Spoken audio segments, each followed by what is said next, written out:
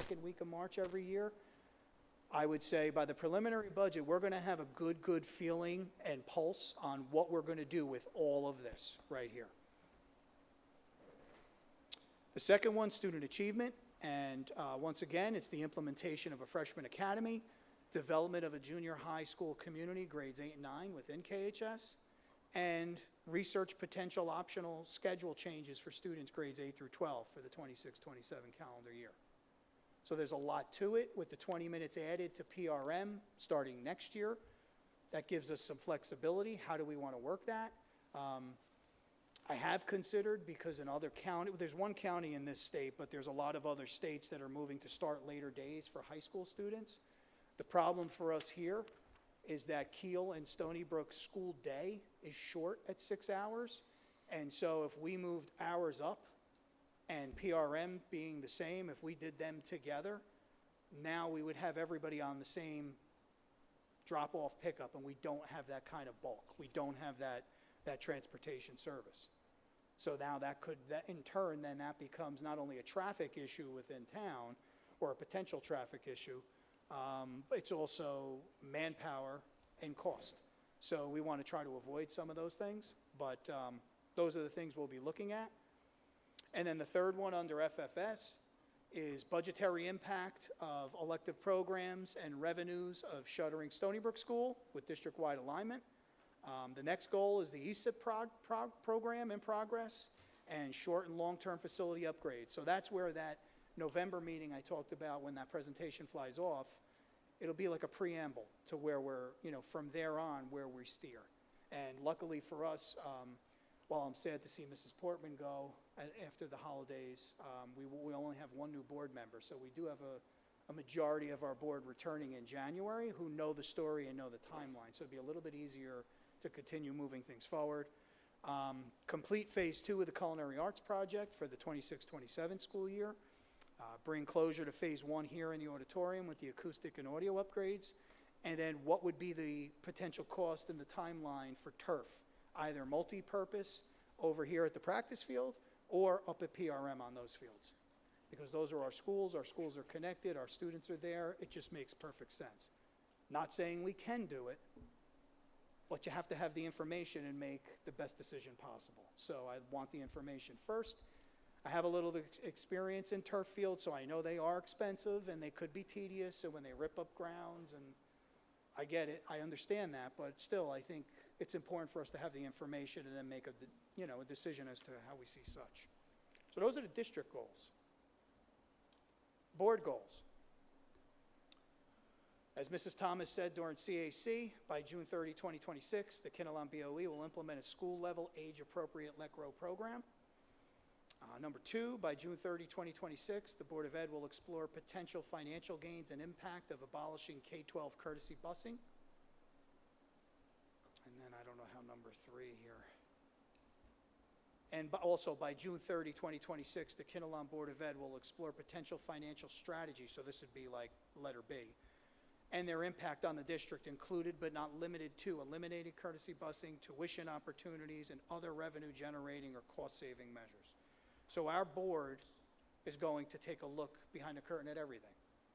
And then the last one is by February 26th, the Kinnelon BOE will hold a special executive session to review the 24-25 self-evaluation and the progress forward into 25-26, and also the strategic plan roadmap. So everything, boards of ed are charged with policy, finance, and oversight of my office. That's their job as elected officials. My job is then the district goals.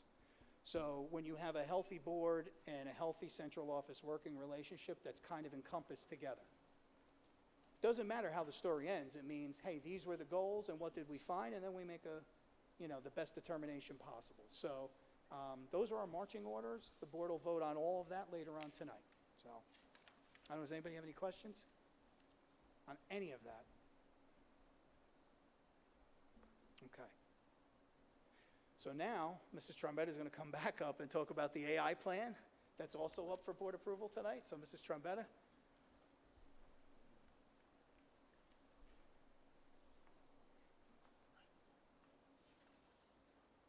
All right, so I know a lot of you already heard this. I know the admin, you've heard me talk about this ad nauseum, but just we're going to review it again. There's a couple things too that I forgot to mention before that I'll bring up when I talk about the tools. This plan, our guiding principles, so we aligned with our mission and vision statement here in the district, and we really want to empower our students and our staff to explore the benefits of AI, but we still want to uphold our academic integrity. We want to preserve critical thinking. It's not going to be a substitute for thinking. We want it to be safe, equitable. We want to be transparent, responsible. So that's something that I want to talk about too with the tools when I get there.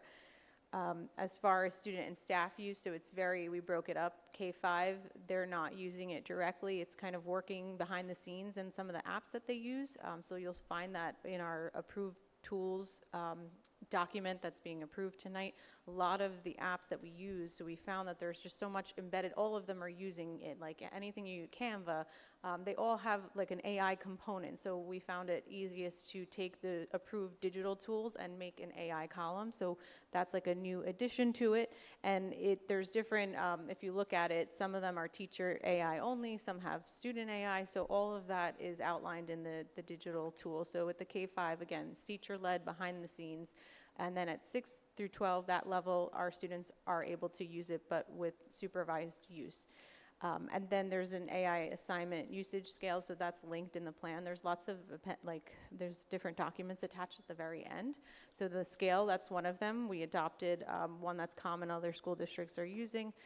It's a 0 through 4 scale, and it's just easy for teachers to identify which level of AI is appropriate for the assignment, and students, it will tell students whether or not they have to cite AI, if they need to include a screenshot of what they're doing.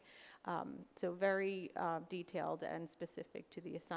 And then as far as staff, they can use it to draft communications, lesson plans, and to differentiate, so they can level reading assignments, level things up, level things down. And the main expectation is that final products are always, reflecting professional judgment. We're not just putting stuff in an AI, prompting it, and then just taking the output and sending it out. We always have to make sure that we're using our best judgment and that no confidential information is used. As far as the scale, so the way it looks, it's level 0 is no AI usage. Level 1, idea generation. So students are using it to get some ideas, but then their writing assignment is purely their own. They're not using AI for that part. Level 2, there's editing, so they could use it to refine their language. One of the tools that we are adopting, Brisk, has a really cool feature where a teacher can put a rubric in and it will give the student feedback as they're writing at home. So there's neat tools embedded like that designed to help students, and that's one of those levels where they're able to use AI and it's helpful to them. Level 3, so for specific tasks. So in level 3 usage, a student may be told to do part of the assignment with AI intentionally, but the other part maybe not use AI. And then level 4, full use. So using AI to create a storybook, or there's various examples in the plan, if you go through it, of kinds of assignments that relate to each of these levels, so you can get an idea. And as teachers get more comfortable, they may increase, the different levels. So that's what we're working on and working with our staff now. Academic integrity. So the same rules apply as far as plagiarism. So reporting and due process. So we're addressing any academic dishonesty the same way we have before. We have our policy 5701. There's AI detection tools out there, but that's like a supplement. It's not just, we're not using that and saying like you cheated. That's part of the conversation. And then disclosures and citations. So students are going to be using like proper formatting, and I talked about this before, APA, MLA, there's citations now for citing Gemini, ChatGPT, and things like that. So those are things that we'll be teaching our students about how to cite properly. So if you can use it, but let's make sure you're citing it just as you would another resource, an article, a book, and things like that. The approved tools and resources, so the approved tools list is actually up for board approval as well in addition to the plan. So like I said, it's all of our existing tools. We highlighted whether or not they have AI embedded, and then there's a couple of new ones on there that are AI specific tools. We are a Google Education Plus school district, so with that they have a Gemini tool built in. that's one of the ones that we're using, and also brisk teaching. And what's nice about these tools is that they don't train their models with what's put in by our students or our staff. So they're the safest tools out there as far as data. They don't train the models, like I said, and we have control over how it's used. So we're able to see what the inputs are, and we can monitor what students and staff are doing, so that those are the safest tools out there. And that was what I mentioned before. I forgot to talk about that in CAC. We have a district webpage under the Ed Tech department. There's a page specific for this. This plan will be linked there. There's just some frequently asked questions, just so everyone can understand. And this will be revisited each year. As we go through the year, we'll revise and reflect on the different areas of it. And we started out RPD this year with having staff just getting going through this plan, learning what the tools are, what the procedures, the policies are, and we'll continue to do PD on the ethical use of it, like bias in AI, how to integrate it into assignments appropriately, how we're using it in different subjects, and we'll use the Citizens Advisory Committee as a way to just, keep these discussions going and update you on how it's going. The next step is introducing it to the students. How are we teaching them how to do the citations properly? Like, where are we doing that? Through our media specialists, through our English classes, things like that. So we'll continue to revise that and do that work through our Ed Tech Committee and our Citizens Advisory Committee. And that's it. Thank you. Any questions? No? I know it's a lot. All right, thank you.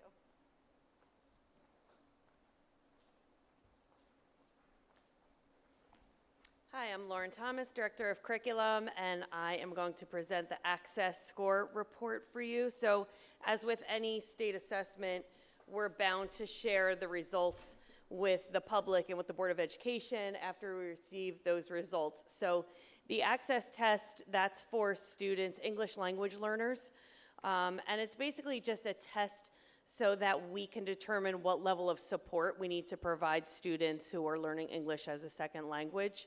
When students are learning English, their social language comes first, followed by the academic language. So this assessment basically rates those students on a rubric in 4 domains. So it's speaking, listening, reading, and writing. So we had 6 students total. We have a small population. 6 students total took the Access test in grade levels K through 2.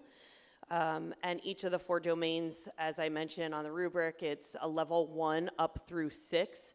So, and it assesses their levels of that they have minimal social and academic language up throughout. They know and use social and academic language, and that's a strength, and it's very strong. We had, in our district, we had 4 students who were found eligible to actually exit ESL services because they had a rating of a 4.5 or higher, which means, going back to the rubric, they're expanding their knowledge, they're bridging those gaps between the social and academic language, which is great. So any questions on that? That's what I had to report. Small group of students, they're doing well, and those are the 4 components tested. All right. So that was all great, but now for the exciting portion of our meeting, I'd like to call up Mrs. Olawale and Mr. Arroyo, and they're going to share some exciting news with all of you. Thank you so much, Mrs. Thomas, and I would like to invite our students who were able to join us this evening as part of who came on the trip with us. So if a couple of you can come up, we would love to have you. Come on, you knew this was coming. You got this. Come join us. We're so proud of you all. Honestly, it's been such a pleasure to work with you through this experience. So come on up. I promise, no pressure. Yeah, so you guys can just, we'll congregate here. Let's have you line up here to my right. Yeah, Carson, right over here. Okay, so we had 14 students. Mr. Arroyo and I had 14 students from Kinnelon High School. Join us on the trip of a lifetime where we went to Tangshan, China. We just went a couple of weeks ago in August. Pretty hard to believe. We planned this trip just starting at the beginning of July. It was basically, it seemed like overnight. But the reason why we were able to do it is it was a grant that came to us through a local university where essentially an organization named iPerk, they came forward and they said, we love to do cultural immersion experiences, especially for, not only in high school, but in graduate level and with undergraduate students as well. So they essentially came forward and said, we can take 10 of your Kinnelon High School students and 2 administrators to be able to go overseas to really just experience life and, getting to know other students in China. So it was a really amazing opportunity. We weren't sure with visa processes and everything else that you have to do within a short window of time, about 3 weeks. We were literally able to pull this trip together because of the amazing organization that we worked with. And so I just really want to point out too, if we can go to the next, where's the?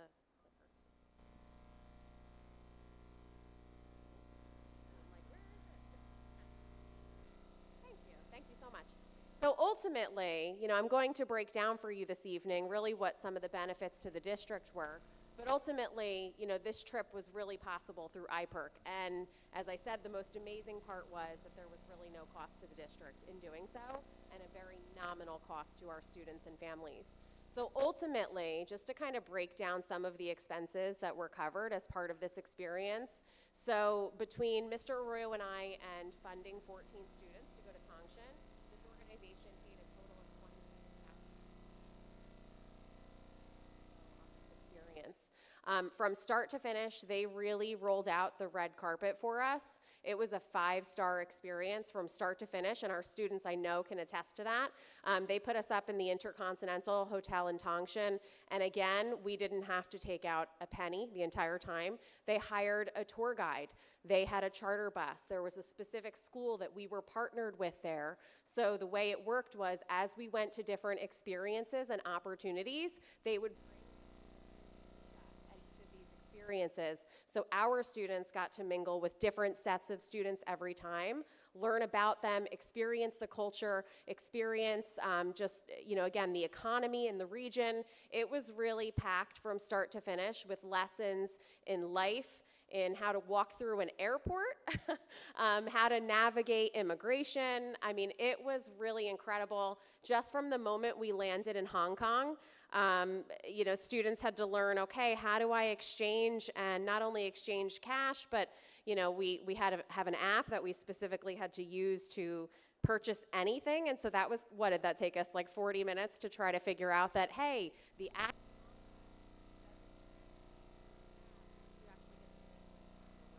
So just think about, like, within a 30-hour period, the learning that even Mr. Arroyo and I had to do, and our students really did an incredible job. So while all of these, again, in excess of $40,000 really benefited to our district from start to finish, every meal was covered, like, really just to give you the only expense that students had from start to finish was if they wanted to make a purchase of their own. So really an outstanding experience. So we're really going to tell a story this evening through pictures, and then students, if you want to add anything, talk about perhaps your most memorable experience, but really tonight, because again, a picture speaks 1,000 words, we want you to really be able to see and feel what each day was like for us on this experience. And Mr. Arroyo too, if you want to add anything at any point. But we start, so here in front of KHS, we've got our 14 students, plus Mr. Arroyo and I getting ready for the trip of a lifetime and really having no idea at the same time what we were stepping into. And we documented every minute, so just so you know, there's a lot more coming. Go ahead, jump in. I was going to say, we didn't know how much travel time it would be. Oh my goodness. Our first day was quite interesting. We ended up in Hong Kong, which was 3 hours past Beijing, which we originally were supposed to land at. Then in Hong Kong, we had a delay. We were at the airport because of thunderstorms Weather. a little bit longer. So we had a lot of travel the first day. Yes, yeah, but it was quite the experience. So, here's one of my lovely photos. Again, I just think it speaks volumes of what our experience was, literally traveling across the world together. It was really cool. And so we get to Hong Kong Airport, and what do we find? A food court. It was amazing. So I think the students really enjoyed it. And we were right away, jumped immediately.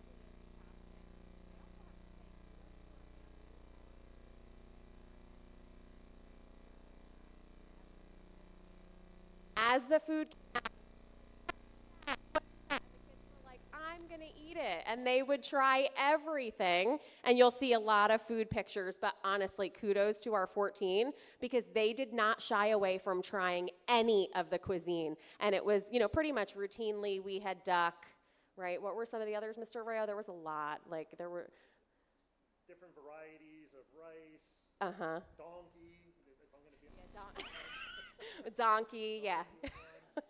We had some students, they were like, does the food always have to stare at us? We're like, it's, again, a cultural experience, right? It was pretty cool.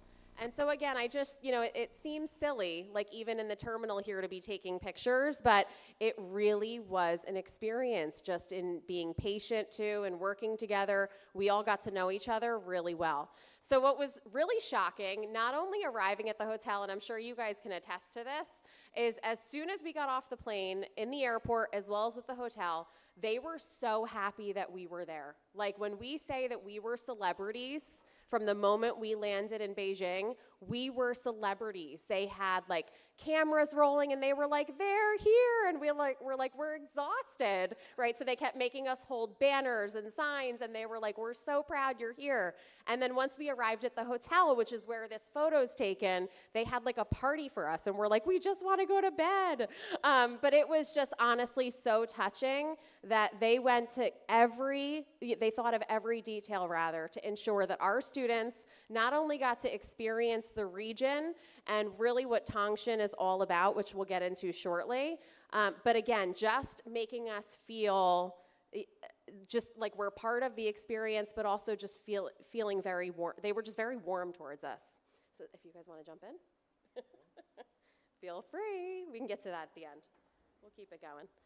All right, so this was our first dinner. So right after they celebrated us at the hotel upon arrival, this is pretty much a traditional, and I would ask, like, is this how you eat at home? Like, is this how, because every single meal that we enjoyed was literally like 20 dishes that were just around the table. So, and it just kept coming and they would stack it. And so in someone's home, you would tend to have maybe 4 or 5 dishes as opposed to the number you'd see on the table, but it was pretty significant. And the students kept joking, I guess like Coca-Cola is a major part of their tradition, right? You guys would always say like it's on the table every meal for some reason.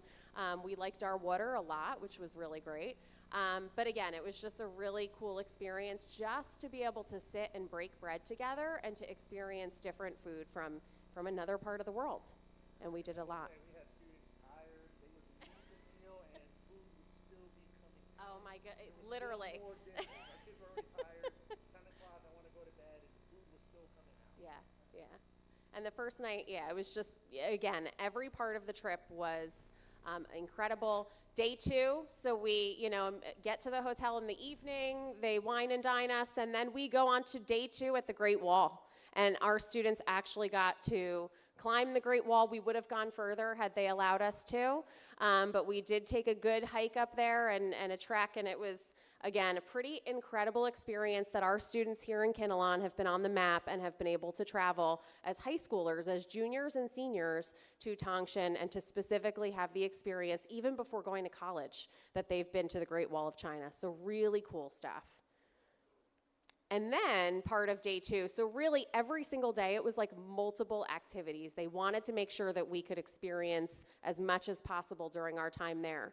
So even historically, which I know Mr. Arroyo was really excited about, world history and that being part of, really the entire trip from start to finish, was we went to the Eastern Royal Tombs of the Qing Dynasty.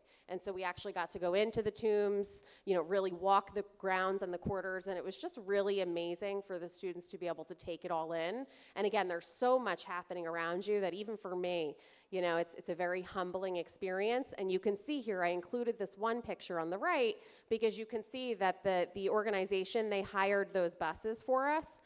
So we literally had that was essentially our tour bus for the duration of the experience. We had a security team the whole time. We had a doctor on staff, an official tour guide who from start to finish.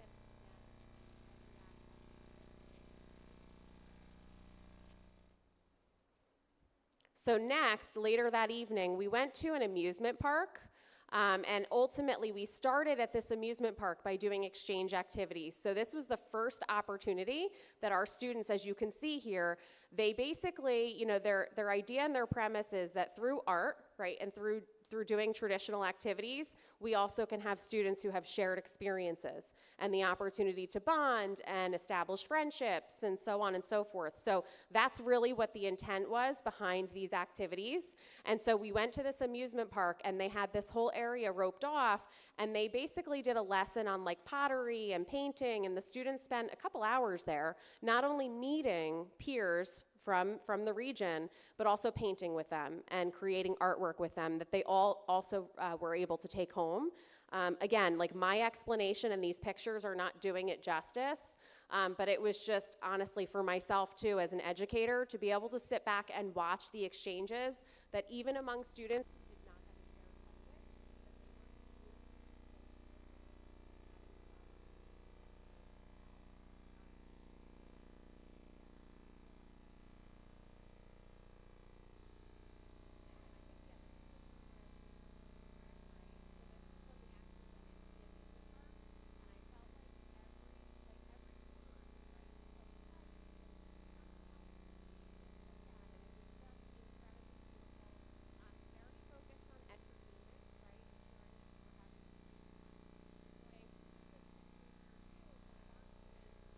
making friends literally with a high school student in Tangshan.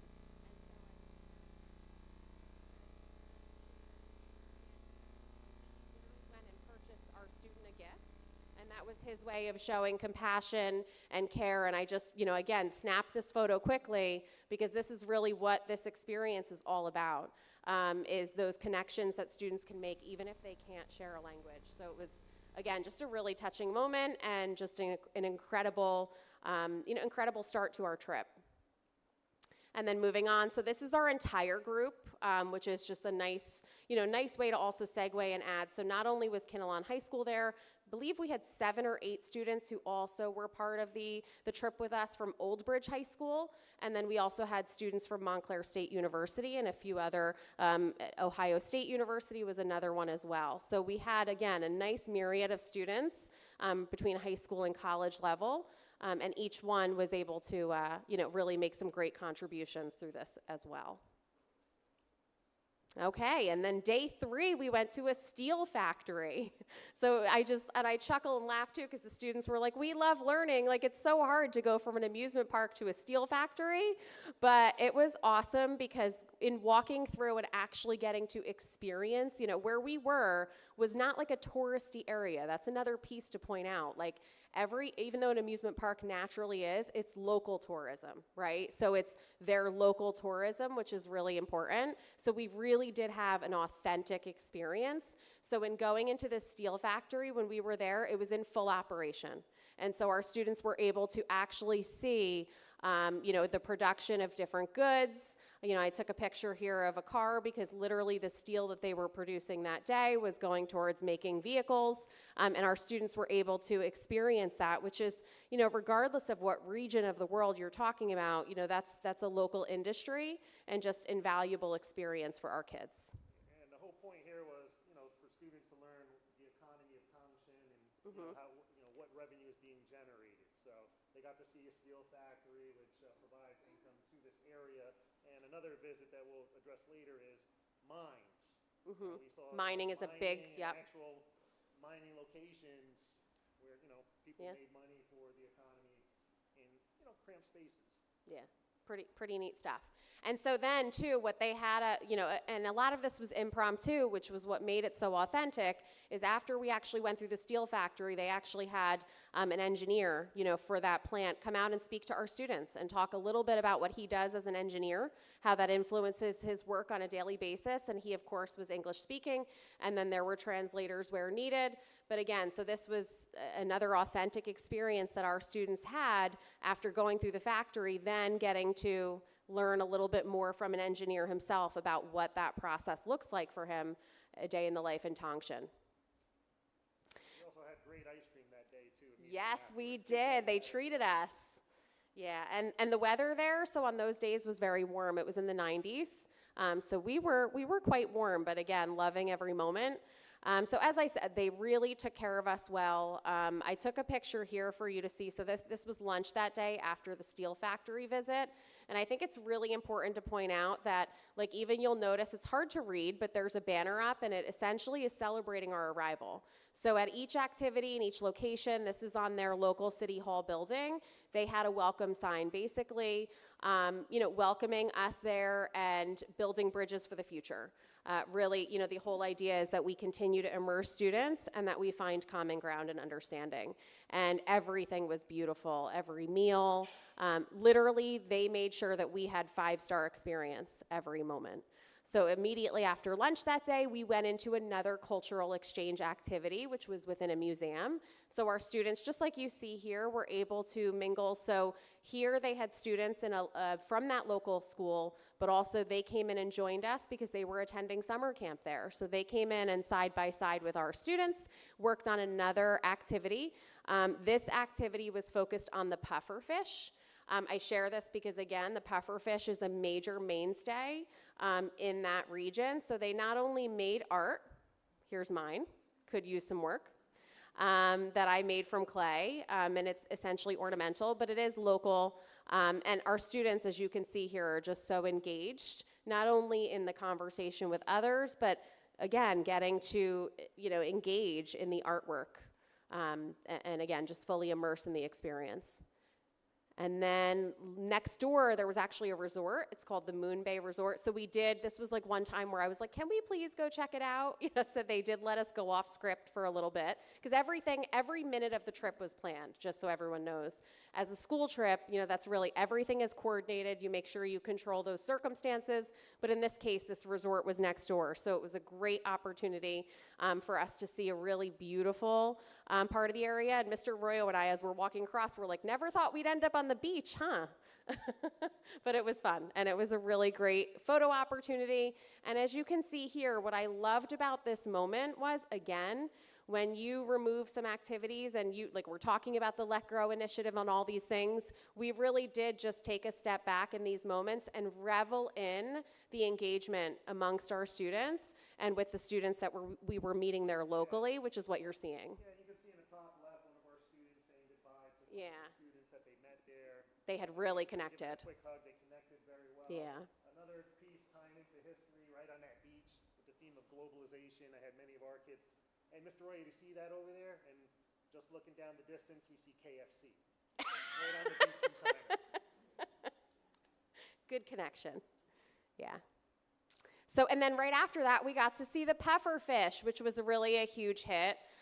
We were so excited to get to go there. So we did get to hold the puffer fish and learn a little bit about their anatomy and things like that. But it was, again, this was really a nice, fun segue after getting to make puffer fish from clay. Our students then had the opportunity to hold one and learn about them. And this was at a local restaurant as well. So, while it has to be prepared a very specific way, they eat puffer fish here. So, we did not, of course. We did not. But yes, but it was, again, just a really cool opportunity for our students to hold puffer fish. And then that night we went to South Lake, which was absolutely incredible. So this was, essentially it was like a park locally near the hotel where we stayed, but it really is like a local area.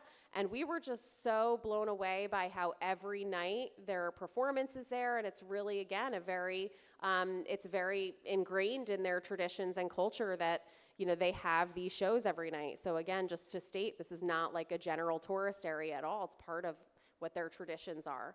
And they really, again, rolled out the red carpet. We arrived by tour bus. They put us all, I think, in like 10 golf carts. And we zoomed up the side of the mountain, and we were able to watch this show from here. So again, another incredible day there. And then we went to a train museum. We learned about, again, speaking of steel and how it's a major part of the region. We got to learn, specifically at this museum, how trains are made and how they've evolved over the past few hundred years in Tangshan, and how they've also influenced, like we said, across the world and globe. So then, this was probably my favorite part of the trip, where we actually got to go into a mine. So after going into the museum, our students, we were given hard hats, and we started literally going underground into the mine. We got to experience just, again, they had exhibits all set up for us, but we actually got to go into it as it was preserved. And then I think there was another portion of it which was really fun, was when the train came through, right? We were expecting it to be faster than it was. It was very, very slow. But we all got to board a train underground and take it to another location in the mine. But again, just, my explanations, our descriptions don't do it justice. But again, from start to finish, it was incredible. And hopefully the pictures are telling a really clear story of how awesome it was. So this was the train. So it was, again, we had to crouch down, but it was great, a great experience. It was a tight fit. Yeah, but we did it. Yeah. And then we're walking through the train museum at the very end, and we see, because they have, old locomotives there and where they've come from throughout the world, and we find one from Paterson, New Jersey. So locomotive number 4 was from there, and we made the connection right away, and we're like, we must take a picture because this one is from home. So that was really cool, too, for our kids to get to experience, to see that as well and make that connection. And just as you can see from the pictures, everything was done great. And then maybe the students' favorite part of the trip, we got to explore the mall. So we had a few hours at the mall there, which again was an experience. My biggest takeaway was that it was very bright, very bright. I don't know if you guys want to add anything. Super bright everywhere we turned. Had to get a picture of McDonald's because there are no two that are the same when you're talking about going to another country. So, quick little funny story. Mr. Arroyo's walking through the mall, right? And he's, so after, what'd you say? I said I didn't last long. Yeah, after 10 minutes, he's like, this is exhausting. Trying to communicate again, think about, you go to a foreign country and you're walking through the mall and just the most basic questions that you're asking, whether it's about currency or what you're looking for, right? It's a huge learning curve. So for myself too, I would say I was there 2 to 3 hours, Mr. Arroyo 10 to 15 minutes. And he was like, next time we're going to be shopping buddies, right? But I picked up all the souvenirs. We're good. So speaking of which, if we at this time, speaking of souvenirs from our trip to the mall, we have a few little gifts here for our board members as a huge thank you for supporting this initiative. So we're going to pass those out now. So we're giving chopsticks and bowls to each of our board members as just a huge thank you as well for supporting this program. So if we can pass them out to them now, that'd be amazing. And they're in our intercontinental Tongshin bags as well. So again, we just so appreciate the support so that we could give students this opportunity. Yeah. So that was our trip to the mall. And then, give everybody a moment.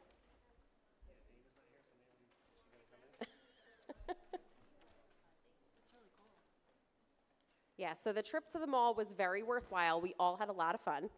And then from there, we were really surprised, at least I was. We knew we were doing a farewell dinner, but I was so blown away, as I know the students were too.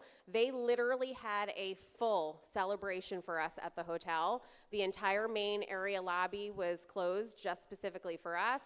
They, again, catered every aspect. It was just overwhelming, right, Mr. Arroyo?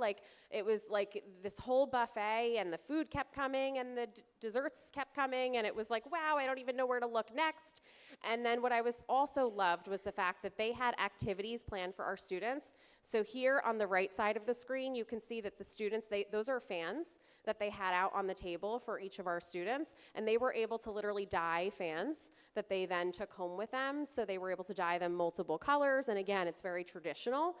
They had games set up that are local to the region as well. They gave our students gifts. They had local vendors there as well. I'm trying to remember if they had karaoke. They really, wanted to make sure that we had a great time, and it showed, and it rung true. The other thing, you'll notice the way that our students are dressed. I was so blown away by the fact, too, that they literally came in with, and they had literally like a small closet that our students then could get dressed up in local attire, and were able to, again, join the festivities that way and go get ready. So it was just, again, every part of it was immersive and fun and a meaningful learning experience, all of the things that you look for in a school and educational trip. So I was extremely pleased from start to finish. There we go. And it didn't load. Okay, and that's all. So thank you so much. And if our students, if you want to share any of your favorite experiences, so we'll have Sabrina come up. I would like to have Sabrina. I just want to talk about my experience overall, even starting before the trip. My grandma, she immigrated to the United States, and I never had to deal with any, like, how she had to, like, grow up here. But I remember my mom telling my grandma about it, and she just started crying, finally being grateful that one of her family members could get the opportunity to go to a different continent.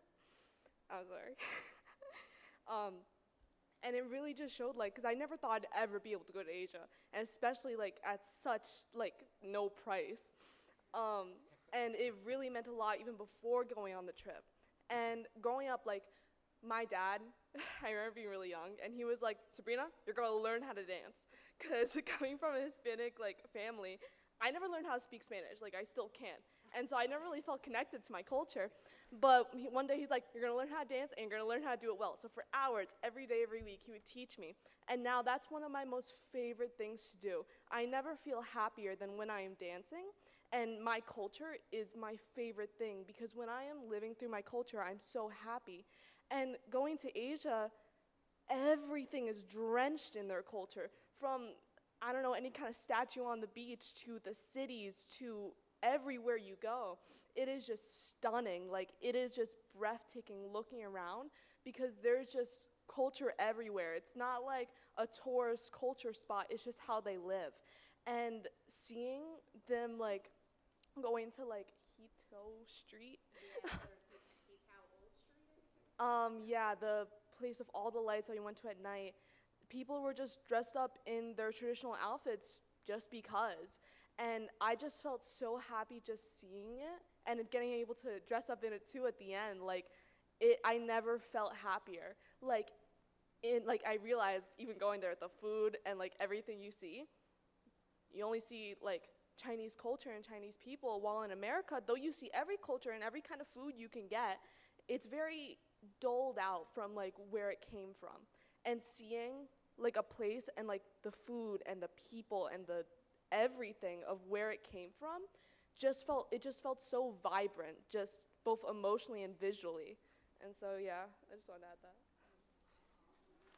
See, and you could just hear it in Sabrina's voice. That was amazing, Sabrina. Thank you for sharing the impact that the trip had on you, and I felt the same. It was really incredible. So if anyone else has, no pressure, but if anyone else has anything else you'd like to contribute, again, this was a really special trip and experience. Well, if no one else is going to go, I'm just going to say thank you to the board and our, our central administration for providing this opportunity for all of us, including the kids that are not here. I can't touch, I can't compare to Sabrina's story, but even myself, many of the kids were surprised to find out that if I talked to them, I would have never thought that my first time outside the country would also be in China. So I enjoyed the experience. I immersed in as much as I can in the culture, not as much as some of them with the food, but I did enjoy the experience. I'm extremely grateful. Our kids were great. We couldn't have had a better group of kids that went with us. I am extremely proud of them and honored that I had the opportunity to chaperone with them and to share this experience with them. Thank you again. Yeah, thank you. Thank you, guys. Amazing job. Thank you.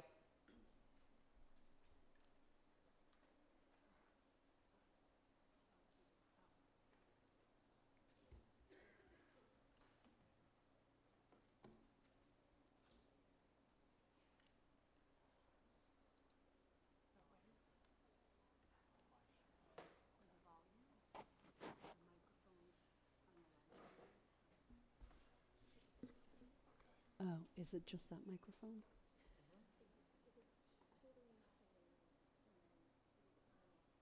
Okay. That's weird. All right, well, Mrs. President, that concludes my report, and I just want to thank Mrs. O for giving our students that opportunity and that chance, Mr. Arroyo for having the courage to go, because I couldn't survive the flight, and I would have a panic attack if I sat in a train that size.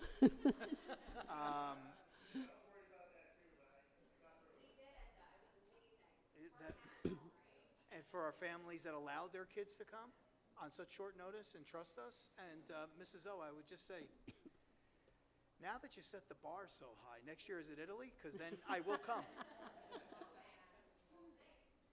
Okay. That's it, Mrs. President. All right, well done, everybody. Thanks for the update, it was excellent. Okay, we're going to go on to committee reports. So I have the minutes for the first two committees. So we met last week. Is it last week? Wow. Yeah, it was last week. We did meet. We had several meetings. So finance, facilities, and security. We talked a lot about the infrastructure upgrades. I did put in the minutes to all of you the things that aren't routine, what we recommended for approval in each of the sections. We talked about the upgrades that are ongoing, but really Jay and his crew are doing a great job. The Chromebooks have been put on a cycle schedule now, so every 3 years they should be cycling through, so all the Chromebooks should be working really well, and they all have hard covers, and we're set with that. We talked about coming up with a program where the kids keep them for 3 years and they have them through the summer, so that's going to be an ongoing discussion within the committees to figure out how we're going to do that. Talked about the goals. We had been working on the goals for a while, so thanks for briefing those. We have we're getting quotes for baseball field updates. The baseball field needs to be upgraded, so we got the first round of quotes on that. We're going to get more. There's a maintenance plan recommending for approval on the agenda. There was no maintenance plan for the turf, so Ralph did a great job, got one, and it's really not, it's a reasonable quote, so that's recommended for approval. Shira and Ralph are looking at Shira's looking at the KHS scoreboard, which is really old, and every time it breaks, there's only one person who can fix it, and we're at his mercy to get it working. And having been there where it's not, it's really a pain in the neck. So that needs to be looked at and replaced. Bleachers quote, we are looking to do something with the visitors bleachers. So combination of in-house maintenance and quote for new bleachers. That's ongoing, but that's what we're working on, and that will probably be part of the big facilities upgrade when we talk about that in November. Let's see, where else? Audit fieldwork starting, yay.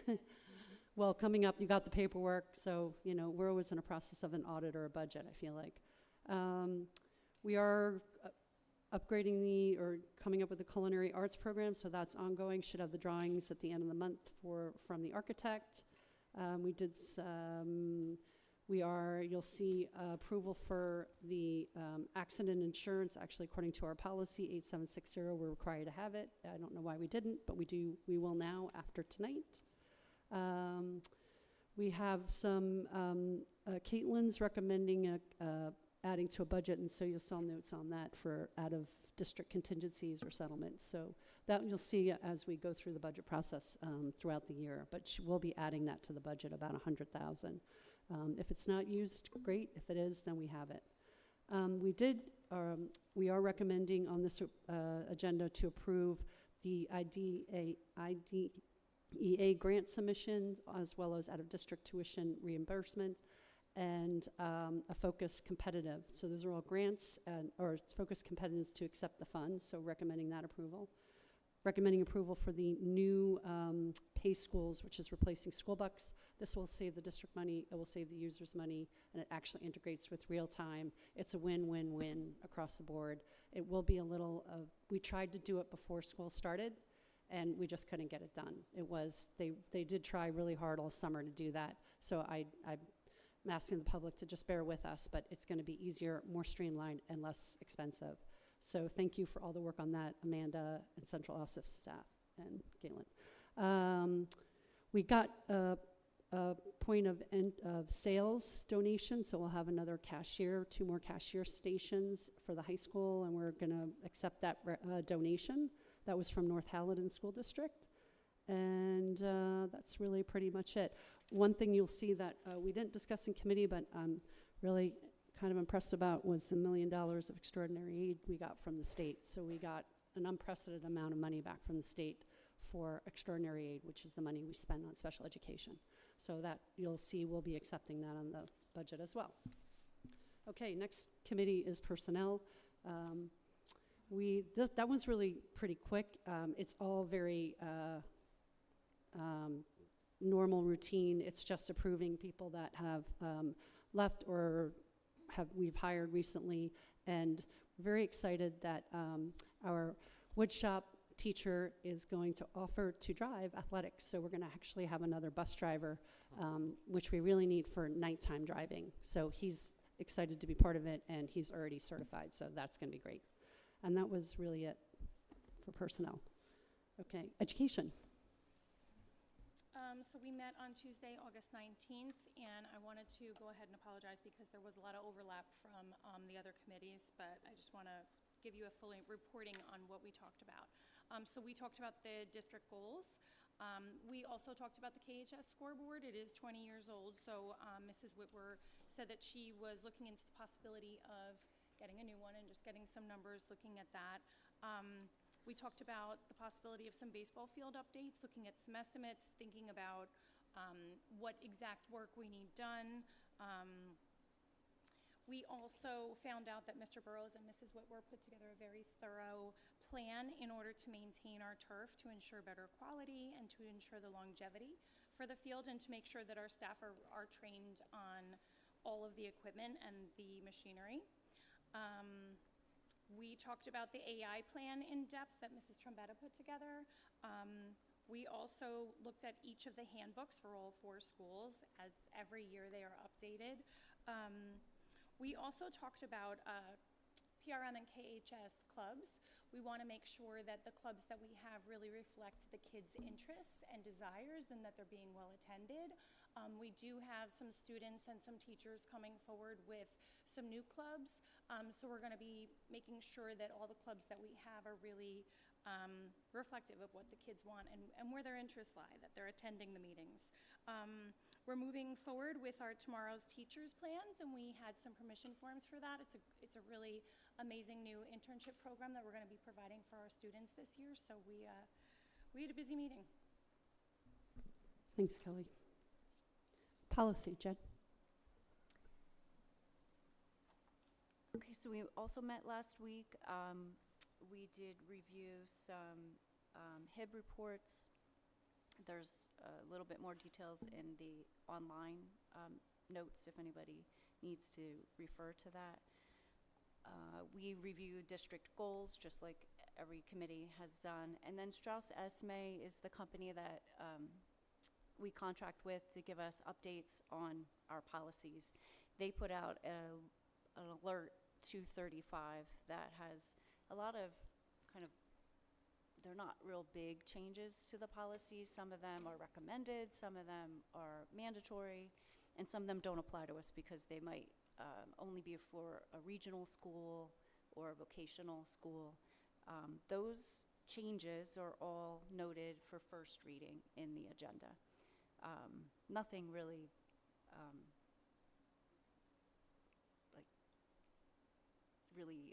significant, I would say, in the changes. Then we looked at policy 2363, student use of privately owned technology, just to review it to be sure it's compatible with our recent policies with cell phones and bringing devices to school. At this point, we want to just leave it as is, but we'll continue to take a look at it. We reviewed the AI plan that Ms. Trombetta explained. We took a look at a new HIB reporting form that'll be included on, is it the real time? Okay.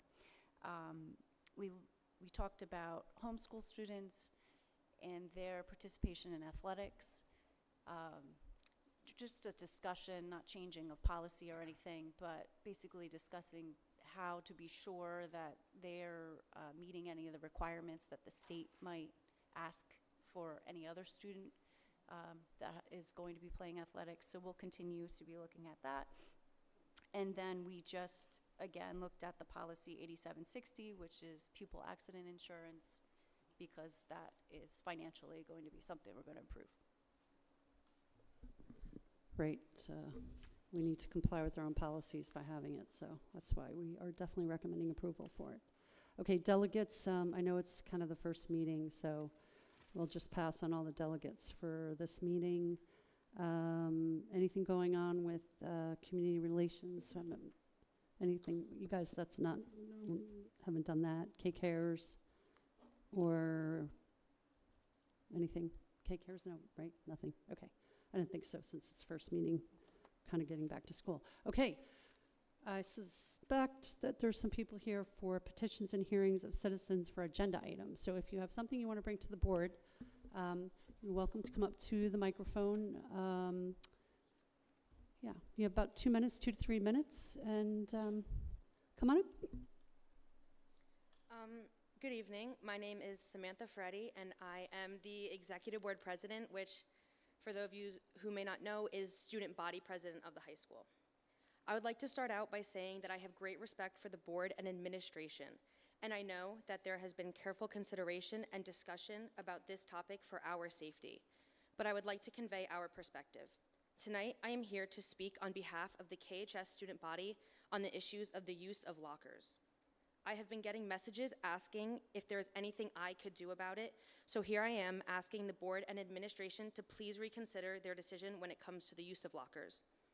As students, we feel as if there can be some points you may or may not have considered, which I will outline below.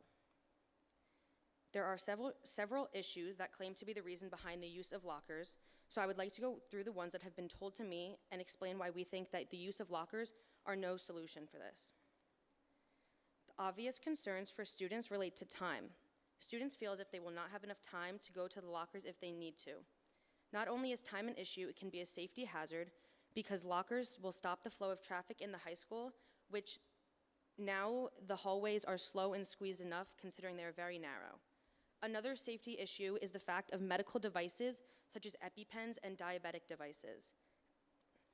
We also do not understand the change with the new rule about gym clothing. If after this you feel as if lockers are going to stay the way they are, we ask that you strongly reconsider your position over gym lockers. We have had access to gym lockers for many years in both the high school and middle school, and it has never been a problem, so we would now like to know why this is changing. The first issue the school sees is the vaping and smoking devices. As a high schooler, I know that there are people that use those devices, and a locker is simply not going to stop the use of them. Most students will keep it on their person. They already know that in previous years, their bags were allowed to be searched at any time, and they also had to sign a contract saying that they were allowed to be drug tested at any time. So we feel that lockers are simply no solution to this problem because nobody is keeping it in their bags anyways. Another issue similar to this is the sale and transport of vaping devices, smoking devices, and other drugs on school property. Now with lockers, it's easier for students to gain access to other people's things without having to meet in person. For instance, this is my locker combination, so just go and get it whenever you have a time. This creates a bigger problem for a pre-existing issue already that's happening in our school. Another huge issue in our society and country today is weapons. With lockers, the school believes that it is harder for weapons to be in our school and be less of a threat. However, we believe differently. While lockers are searchable by the administration, so are backpacks. It is easier to hide a weapon in a locker than it is a bag. The locker is bigger, and a locker can fit a weapon a lot better than a backpack. And I'm sorry for this, but at this moment, I really hate to be graphic, but today we live in a graphic world. With bags, if a student has a weapon, they can injure the 20 people in their classroom. However, during passing period, there are far more people in the hallway than there can be at any given moment in any classroom, meaning there's a larger area for there to be more casualties since there are far more people in the hallway than there are in a classroom at any time. Although I am standing up here alone, I have created a petition, And at this moment, there are over 550 members of our community that agree with me on this matter and strongly believe that lockers are no solution for these issues. Another issue we seem to have in this school is private school. Frustrating actions like these deter future students from wanting to come to this school, which has been a growing issue over the past couple of years. And I truly believe that if this continues, it will deter students in the future. Most, if not all, students are in agreement that lockers should be an option to those who would like to use them. However, the enforcement of lockers has been collectively decided as inconvenient and unrealistic. We believe that bags are not the root of these issues, and there are more effective solutions to these ongoing problems. Thank you for letting me speak, and on behalf of the KHS student body, we kindly ask that you please reconsider your position on lockers. Thank you.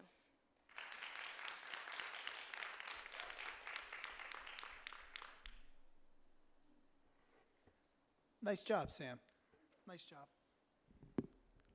Hello, my name is Willem Talbot, and I'm a sophomore at Kinnelon High School, and I'll also be talking about the backpack ban. I noticed a change in the backpack policy, and immediately several concerns came to mind, many of which Sam already mentioned. The fact that carrying backpacks helps students move between classes in a more efficient and timely manner, as they can go straight to their class without having to stop at their locker. Number two, by allowing students to carry backpacks, they can carry all the required materials for their class.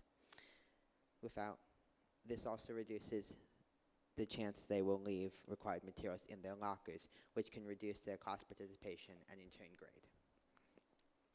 Backpacks also help to protect our electronic devices, such as Chromebooks, as they are a safe place to put them instead of placing them on the ground. Backpacks help to reduce stress and anxiety caused by rushing to lockers after class, and allow students to carry all their materials, which lets them feel more prepared and in control. Backpacks help reduce injuries, as modern, well-designed backpacks that distribute the weight properly and reduce back problems are significantly safer than carrying books by hand. Studies have shown that backpack bans do not decrease the amount of school shootings and other mass casualty events. And banning backpacks may actually be counterproductive, as they offer a false sense of security. Studies have shown that they are equally as likely to keep firearms in their pants or inside of a notebook. If carrying weapons to school, a clear backpack may be a better alternative. Finally, backpacks help to support students with IEPs and 504s, as many students use multiple tools to help them succeed. As a student with a 504, I know how important my tools are to my success. Without a backpack, I would have to carry all my tools separately, which not only risks me dropping and breaking them, or losing them, but also risks me having to sacrifice my tools just to make it in class on time. In summary, I believe students should be allowed to carry their backpacks. Due to the numerous health and safety benefits they provide over just lockers. In addition, the many studies from both experts and schools that have implemented backpack bans, which show that backpacks benefit all students without many negative aspects. The backpack ban doesn't protect students, it punishes them. Thank you for your time and consideration. Nice job, Thank you, Will. William.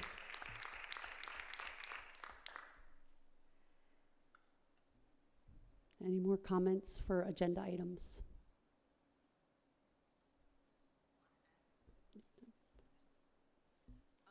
I am a parent of two graduates from the high school. Can you hear me? Can you hear me? Oh, sorry, Nuala Gallagher. And I just wanted to point out something. This is something to maybe make everyone aware of. Both of my children being graduates, they took calc their senior year. One thing that we realized they struggled with the SATs, as well as when it came to placement tests, is algebra. Algebra they take it earlier in high school, but yet when it comes to SATs and placement tests, placing into their classes in college, has a high emphasis. So I just wanted to throw out the thought of, is there any way to prepare a lot of these students? I don't know if there's anything that can be done, but I know that was somewhat of a challenge for my kids.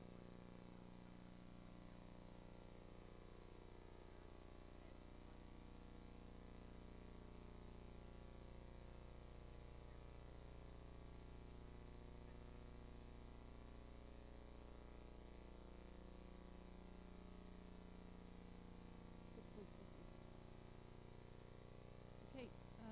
on to agenda items. So what I'd like to do tonight, just because it's been a while since I know some people weren't at committee meetings, and I'd like to do a motion to approve each agenda item in its block. So my first request is a motion to approve agenda items A.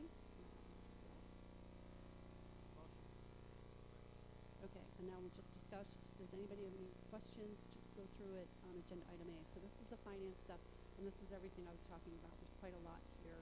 So just go through it. If you have any questions, you'll see the extraordinary aid for $1,015,000, which is really, I've never seen, I've only been on the board 5 years, I've never seen that amount before.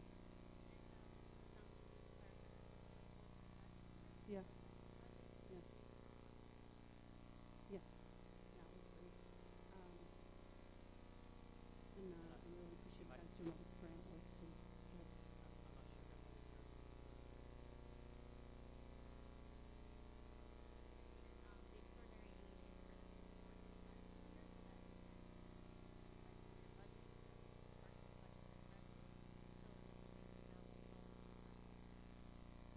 So we'll be able to put into capital reserve, which we can use for facilities upgrades, which is really great, because then we can pay for bleachers or new boilers. No, that's a lot more money than that. Does anybody have any other questions? I had a follow-up question to the transfer from the My School Bucks to the real-time accounting system, I guess. Like, is there any time frame, you know, when we think it's going to be done, or? I spoke with Ms. Trombetta today, and she's been in contact with a vendor. They're just waiting on the final stages of getting the platform set up. But the business office has been working closely with her, so we should have an answer tomorrow. And if anything, students will be able to use whatever balance they have from My School Bucks, and they can charge down. So, for example, they have 15, 20, and then you can just replenish the account once available. Use what you have now and to the negative. It's just gonna, when it transfers, just get a notification that you owe $5. But hopefully before we actually get the cafeteria. But if it doesn't happen this week, you just use your My School Bucks for the cafeteria right now and the technology fees. And unless you get a notification, it should be really streamless. You'll just go right into, and so instead of to a separate through real time, you'll just go into one account. You won't have accounts now. Access one account. I forget, I wrote down a lot less time you loaded money. I forget. It's pretty high. It was like $2. It's a lot less. I mean, it's like cents now instead of dollars. So it's a much better deal, even for the district too. Questions on finance? No discussion? Questions? Okay, can I have a motion to?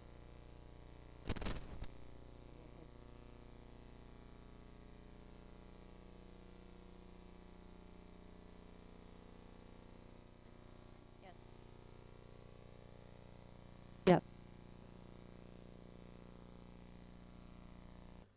Got a motion? Motion.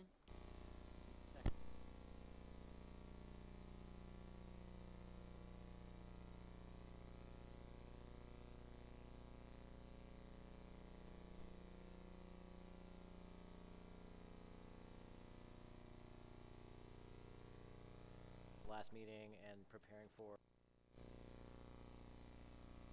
with highlights.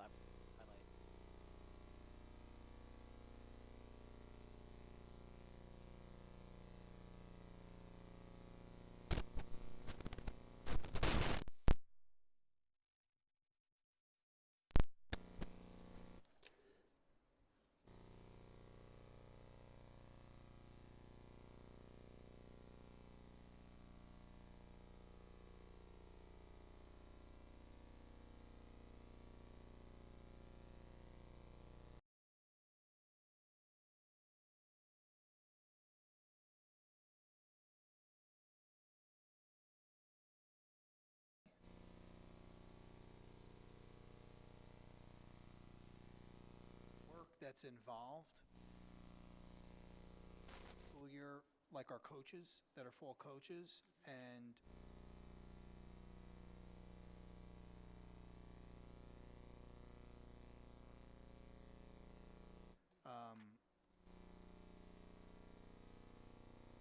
summer and into the first few weeks of the school year with Chromebooks and all of that information.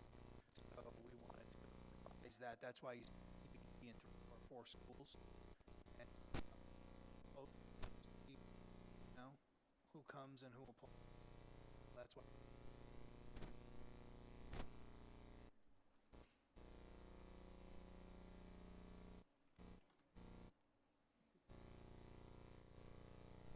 Okay, any other discussion? Okay, seeing.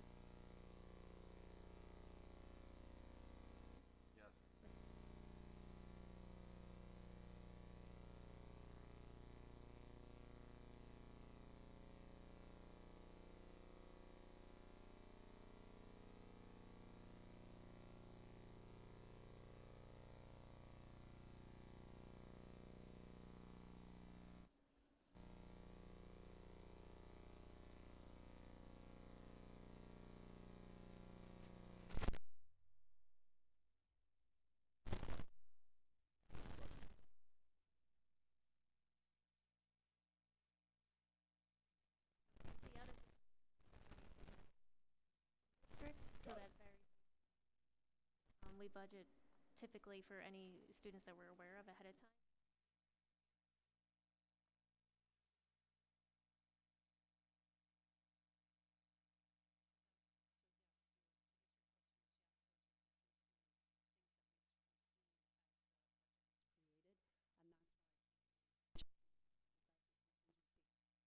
Put in budget for next year, if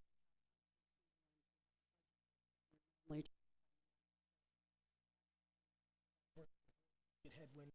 right. We don't, we have.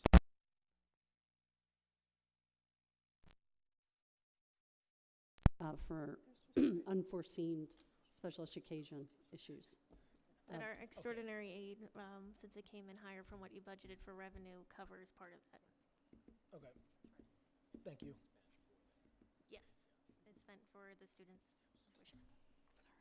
Okay, can you pull the board, please? Yes, Mr. Myers? Yes. Mrs. Perella? Yes. Mr. Pepe? Yes. Mrs. Portman? Yes. Mr. Eisenmeyer? Yes. Mrs. Donaldson? Yes. Agenda item D, motion to approve. Motion. Second. Discussion, questions? Anybody have any? No, seeing none? Okay, can you pull the board? Yep, Mr. Myers? Yes. Mrs. Perella? Yes. Mr. Pepe? Yes. Mrs. Portman? Yes. Mr. Eisenmeyer? Yes. Mrs. Donaldson? Yes, and Caitlin brought to my attention that I went out of order and forgot to do routine matters approval of the minutes. How I missed that, so. Like, woo. So can I have a motion to approve the minutes for the July 22nd regular meeting and executive session? Motion. Second. All in favor? Aye. Aye. Okay, now going back to committee of the whole, which is agenda item E. Motion to approve the goals, the mission statement, district goals, and Board of Education goals. Motion. Second.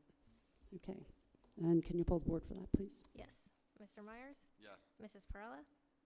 Yes. Mr. Pepe? Yes. Mrs. Portman? Yes. Mr. Eisenmeyer, I'm sorry. Yes. Mrs. Donaldson? Yes. Thank you. Does anybody have any unfinished business? No. Does anybody have any new business? No. Correspondence. We have a letter from Mrs. Jane Tadros. Yep. Which I read. Thank you very much, Mrs. Tadros. It was very thoughtful. And you're very welcome. And it was I'm very honored that you enjoyed ESY. Okay. Petitions and hearings of citizens from non-agenda items. Anything online, Jay? Anything? No. Okay. That's it. Board member comments. Anybody have comments for tonight? You want to say? Sorry, I always have comments. I wanted to just thank Miss O and Mr. Arroyo for giving our students such an amazing, once-in-a-lifetime opportunity. As a parent, I thank you. As a Board of Education member, I thank you. I was really blown away by the pictures that you brought tonight, and I am hopeful that we can provide this opportunity for more students in the future. But thank you also for our beautiful bowls and for making us feel like we were there. That was really nice. I also just thought it was really great how many students we had here tonight and how many students came forward to just really articulate their needs so well. We are here for our students, and I just really love seeing our community come together and in just a really proactive, appropriate way let us know how you're feeling. And we heard everybody tonight, and we're asking that you trust us and that we see how this goes, and it's an ongoing dialogue. So, you know, if it's really not working, come back next month and we'll talk about it again. I hope that everybody has a wonderful, wonderful first day of school tomorrow, and we're off to another great year. Thank you. Have a good night. Yeah, and I just echo that, you know, good luck for tomorrow, and thank you to everybody who's been working hard over the summer getting ready for tomorrow, because it's all behind the scenes. It's all stuff that nobody sees, and hopefully they don't even know that it happened, but it took a lot of work, so thank you, everybody. Okay, so I'm really impressed that they got a petition and they came and spoke, and they were, both students that did speak were very eloquent. The board just sets the policy, and the board's policy was to provide a safe education environment and to provide the best instructional periods that we can. A lot of this was driven by the cell phone policy, but we always are concerned about safety. And then we give it to the administration, and we support our administrators when they decide how best to implement those policies. So then the actual detail of whether or not backpacks are in the school is really not up to the board. That's really the administrators. But again, coming to the board and just when you want to talk to us about, you're always welcome to share that information. And I would like to say too that a lot of the things that we've implemented that have been positive, like the senior lunch, like culinary arts, bringing woodshop back, some of the changes to schedules, those have all come from the students and their meeting with the administration and central office. Mr. Mann goes and meets, and we come up with a plan, and it's a plan. So they're going to evaluate the plan, and if the plan's not working the way we thought the plan would work, then we're going to change it. I know they will, because their job is to follow our policy, and I believe that they're going to provide the best learning instructional environment for our students. And cell phones are a huge distraction, and backpacks make it much easier to hide them. You can hide them in other things, but it's a lot easier to hide them in a backpack, just the fact. So we support our administrators. We think they're doing an amazing job. They've been working hard all summer to come up with the ways to implement the policies we've been throwing at them, because we've been doing a lot of research up here to make our instructional periods the best they can be for our students. So I just want to emphasize that we don't really decide whether backpacks are used, but I do appreciate you coming up and talking to us. And great job. Okay, so we need to go into, we have a, Open Public Meeting Act allows the public body to go into a closed session for certain matters, and that law requires the board to adopt a resolution at the meeting before we can go into an executive or private session. So be it resolved that the Kinnelon Board of Education determined that it is necessary for us to go into closed session to discuss contracts and negotiations and the superintendent's evaluation.